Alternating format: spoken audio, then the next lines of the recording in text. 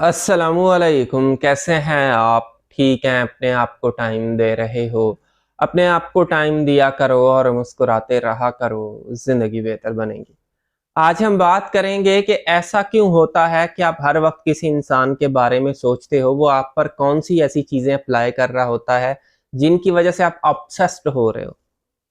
सबसे पहली चीज़ देख लो, सामने वाला इंसान आपको फ़ौरन रिप्लाई नहीं करता होगा। जब भी कोई बंदा आपको फ़ौरन रिप्लाई नहीं करता और आपको वो वेट करवाता है, फ़ास्ट रिप्लाई नहीं करता, आपका ब्रेन एनालाइज़ करना शुरू कर देता है। आपका ब्रेन ये सोचता है कि इस वक़्त ये कर रहा होगा, वो कर रहा होगा, इसने रिप्लाई जानबूझ के नहीं दिया, इसके हाथ में मोबाइल था, अब डेटा खुला हुआ था, अब ये इसके उठने का टाइम है, ये बहाने बना रहा है। आपका माइंड एनालाइज़ करता इस हद तक एनालाइज़ करेगा कि आप ऑब्सेस्ड हो जाओगे कि यार ये चीज़ क्यों हो रही है?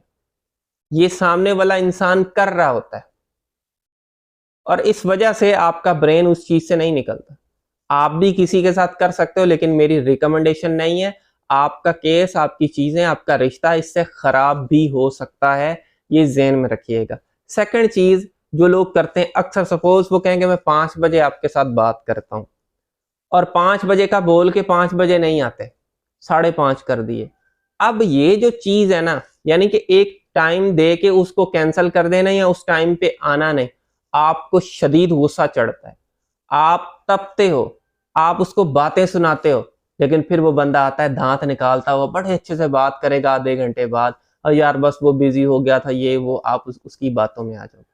फिर कुछ दिनों बाद फिर ये करेगा और इस वजह से आपका ब्रेन स्टक हो जाता है कि ये क्या हो रहा है।